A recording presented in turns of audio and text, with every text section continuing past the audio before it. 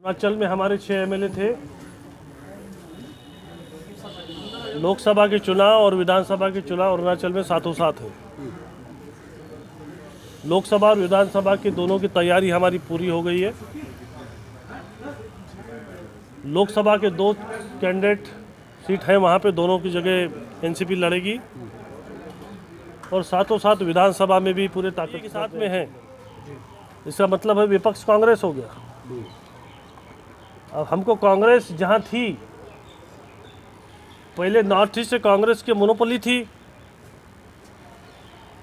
आज दूर दूर तक कांग्रेस कहीं दिखाई नहीं दे रही है। ऐसा क्यों हुआ? सिंपल है कि कोई वोटर कोई पार्टी का गुलाम नहीं होता। सेल्फ रिस्पेक्ट, जितना छोटा आदमी हो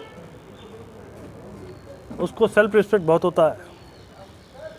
नॉर्थ ईस्ट के आदमी ने पॉलिटिकल पार्टी से क्या मांगा था 70 सालों में? रोटी, कपड़ा, मकान और शांति। 70 सालों में कोई सरकार रोटी, कपड़ा, मकान और शांति नहीं दे सका। इसलिए कांग्रेस का कब्जा खत्म हो गया। भारतीय जनता पार्टी का वहाँ पर राज आया है। भारतीय जनता पार्टी ने जिस तरीके से काम चालू किया है, मुझे ऐसा लगता है कि अच्छा ट्रेंड है।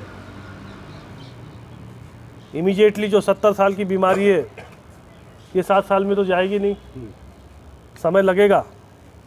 But the people of the north east is happy with the NDA and आज हमने 3 राज्य, एक तो मेघालय, दूसरा मणिपुर और तीसरा अरुणाचल, हमने 3 राज्यों पे चर्चा की। तो 3 राज्यों पे चर्चा करने में हमने जो पाया, अरुणाचल जो है हमारा बड़ा मजबूत है। उसका हमने ब्लूप्रिंट तैयार किया। उसमें 30 से ज़्यादा सीटें हम अभी क्लियर आज कर दी है और 2 लोकसभा पे हमारी चर्चा चल रही है। और कल पार्लियामेंट्री बोर्ड की बैठक है मुंबई में, तो उस पर विस्तार से चर्चा वहाँ भी होगी। लेकिन काफ़ी कुछ हमने वर्क किया है और हम अरुणाचल में बड़े दमखम के साथ, पहले भी नॉर्थ ईस्ट का प्रभारी रहा हूँ और मैं लंबे समय नॉर्थ ईस्ट में काम किया है और आज की डेट में भी मैं नॉर्थ ईस्ट का 7 स्टेट का प्रभारी हूँ।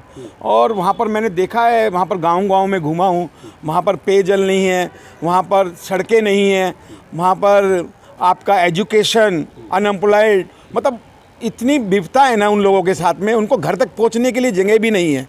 तो ऐसा लगता है कि इन 70 सालों के अंदर में जो वहाँ पर सरकारें रही, उन्होंने काम किया है या नहीं किया पता नहीं। मतलब आप देखेंगे तो रोंगटे खड़े हो जाएंगे। लेकिन प्राकृतिक सुंदरता तो इतनी है, लेकिन गरीबी, भूखमरी, एजुकेशन, सब चीज़ पे वहाँ पर काम करना है। तो इसीलिए हमने, जो हमारे अरुणाचल के प्रदेश अध्यक्ष मेरे साथ खड़े हैं, लिखा साया जी हैं, ये यूथ आइकॉन है और बड़े डायनेमिक लीडर हैं। क्योंकि अभी अरुणाचल के अंदर में मैं एक दौरा करा था इनके साथ में, तो जैसे हम एयरपोर्ट से निकले थे तो 35-40 किलोमीटर दूर तक लोग खड़े हुए थे, लोग मिलने के लिए तरस रहे थे, इतनी गाड़ियाँ थी, इतना काफिला था। तो हमने देखा कि ये जो व्यक्ति है लिखा साया जी, ये अपने आप में एक डायनेमिक पर्सनैलिटी है। जो इतने लोग इतनी दूर दूर से आ रहे हैं और पूरी रात तक कार्यक्रम चला, 4 घंटे पूरा ईटानगर जाम रहा।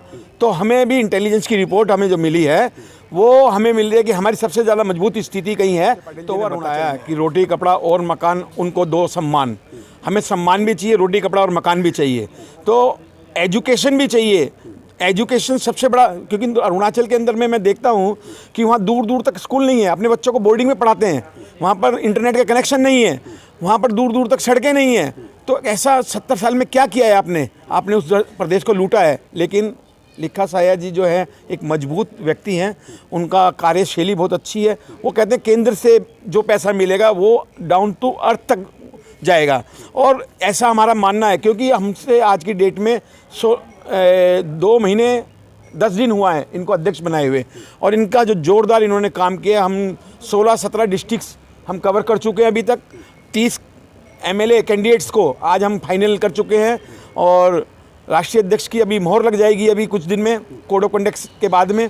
और जल्दी हम, हो सकता है कि हम पूरी 60 भी लड़ें और दोनों लोकसभा लड़ें। और मेघालय की हम तुरा लोकसभा पे भी चर्चा कर रहे हैं। अभी मैं 1-2 दिन में तुरा जा रहा हूँ और हो सकता है कि मणिपुर की एक आउटर सीट भी हम लड़ें। मैं अभी प्रदेश का एनसीपी पार्टी का अध्यक्ष हूँ। मेरा अध्यक्ष बनना अभी 2 महीना 10 दिन हुआ और मैं अपूर्व विधायक रह चुका हूँ। पार्लियामेंट्री सेक्रेटरी यानी मिनिस्टर ऑफ स्टेट होम तक रह चुका हूँ, अलग अलग डिपार्टमेंट का रह चुका हूँ। सेंट्रल मिनिस्ट्री में भी जो फूड प्रोसेसिंग इंडस्ट्री में मैंने जोनल चेयरमैन भी रह चुका हूँ। तो फिलहाल जो है अरुणाचल प्रदेश स्टेट यूनिट का एनसीपी पार्टी का मैं इससे पहले तो मैं नॉर्थ ईस्ट का बारे में बोलने से पहले मैं मेरा अपना प्रदेश का बारे में बताना चाहूँगा। बताने से पहले मेरा ओर से अजित पवार जी को मैं बधाई देना चाहूँगा कि ये जो घड़ी का जो सिंबल है अभी अजित पवार जी की जो थीम के साथ पार्टी के साथ जो पैक्सन के साथ जो है इलेक्शन कमीशन ने अनाउंस कर दिया, उसके लिए मैं अरुणाचल प्रदेश का स्टेट यूनिट एनसीपी बताना चाहूँगा। दूसरा बात यह है कि जो प्रफुल्ल पटेल जी को मैं बधाई देना चाहूँगा एनसीपी अरुणाचल प्रदेश यूनिट की ओर से कि फिर दोबारा कमिटमेंट जो जब वो कमिटमेंट देते हैं तो करके दिखाते हैं।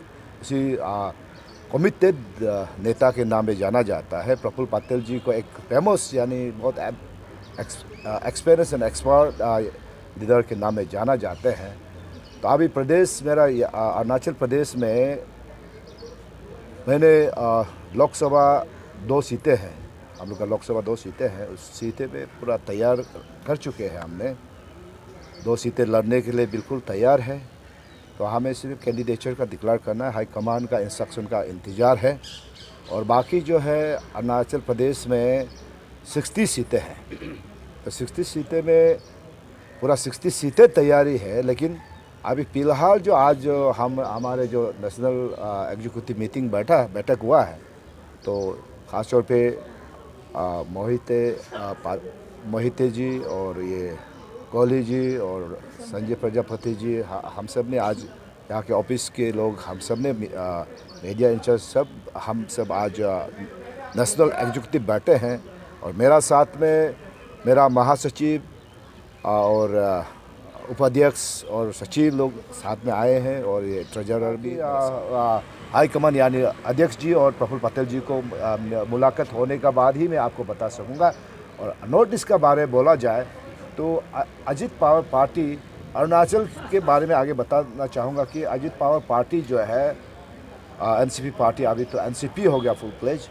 तो अभी मेरा प्रदेश में बीजेपी का सरकार है, लेकिन अभी एनसीपी पार्टी जो है सेकंड नंबर में है बराबर।